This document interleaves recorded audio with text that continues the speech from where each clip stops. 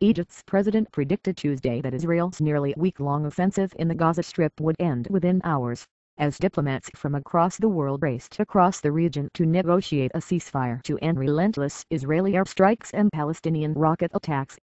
Mohammed Morsi, perhaps the most important interlocutor between the militant Hamas group that rules the Palestinian territory and the Israelis, gave no explanation for his statement, saying only that the negotiations between the two sides will yield positive results during the coming hours.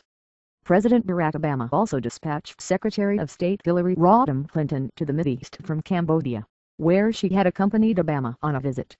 Hours before Morsi spoke, a man identified as Hamas militant commander urged his fighters to keep up attacks on Israel, and Palestinian militants fired a rocket toward Jerusalem, just minutes before UN Chief Ban Ki-moon arrived in the Holy City.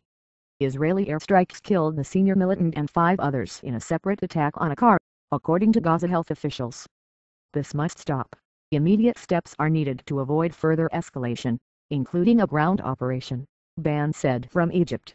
Both sides must hold fire immediately. Further escalation of the situation could put the entire region at risk. Clinton is scheduled to meet with Israeli Prime Minister Benjamin Netanyahu in Jerusalem, Palestinian President Mahmoud Abbas in the West Bank, and Egyptian leaders in Cairo. Turkey's foreign minister and a delegation of Arab League foreign ministers traveled to Gaza on a separate truce mission. Airstrikes continued to hit Gaza even as they entered the territory. It was unclear how diplomatic efforts to achieve a ceasefire and stave off the threatened Israeli ground invasion into Gaza were hampered by the hard-to-bridge positions staked out by both sides, and by the persistent attacks.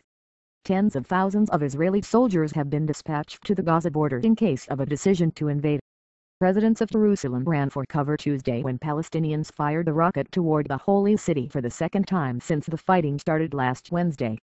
The rocket, which set off sirens in the city, landed harmlessly in an open area on the outskirts in one of the longest rocket strikes fired from the Gaza.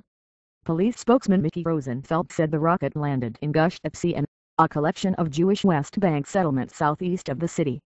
Last Friday's attempt to hit Jerusalem, nearly 80 kilometers 50 miles from Gaza, landed in the same area.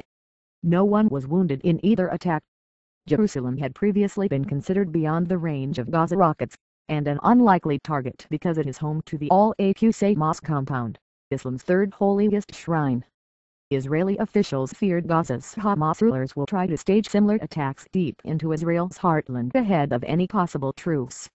Shortly afterward, an Israeli airstrike destroyed a car in Gaza City, killing 5 people and seriously wounding 4 others. Their identities were not immediately known. In a sign of the difficulty diplomats will have in forging such a ceasefire, a man identified as Mohammed Deif, Hamas' elusive military commander, urged his fighters to keep up attacks on Israel. Speaking from hiding on Hamas-run TV and radio, Deif said Hamas must invest all resources to uproot this aggressor from our land, the reference to Israel. Read more here. http://www.miamiherald.com/2012/11/19/3,104,885 Hamas sticks to truce demand Gaza doc HTML #story link =CPE